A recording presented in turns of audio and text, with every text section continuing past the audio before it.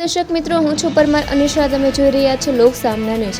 તો જોઈએ આજના સમાચાર રાજુલાથી અમારા રિપોર્ટર અકબર સૈયદ સાથે. અમરેલી જિલ્લાના રાજુલા ખાતે સમસ્ત મુસ્લિમ સમાજ દ્વારા ગૌમાતાને રાષ્ટ્રમાતાનો દરજ્જો આપવાની માંગ સાથે રેલી યોજી આવેદનપત્ર આપવામાં આવ્યું હતું. મળતી માહિતી અનુસાર રાજુલાના ડૉક્ટર બાબા સાહેબ આંબેડકર ચોકથી પ્રાંત કચેરી સુધી વિશાળ રેલીનું આયોજન કરવામાં આવ્યું હતું, જેમાં સમસ્ત મુસ્લિમ સમાજના પ્રમુખ આગેવાનો તેમજ મોટી સંખ્યામાં સમાજના લોકો જોડાયા હતા. રેલી બાદ પ્રાંત અધિકારીને આવેદનપત્ર સુપરત કરવામાં આવ્યું હતું. આવેદનપત્રમાં રાજ્ય સરકાર અને કેન્દ્ર સરકાર સમક્ષ ગૌમાતાને રાષ્ટ્રમાતા તરીકે જાહેર કરવાની માંગ કરવામાં આવી હતી.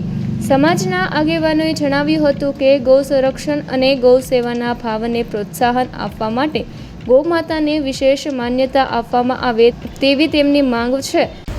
આજ રોજ રાજુલા પ્રાંત કચેરીમાં આવેદનપત્ર આપવામાં આવે છે કે ગાય માતાને રાષ્ટ્રમાતાનો દરજ્જો મળે તે માટે કલેક્ટર સાહેબને આવેદનપત્ર આપવામાં આવ્યું છે.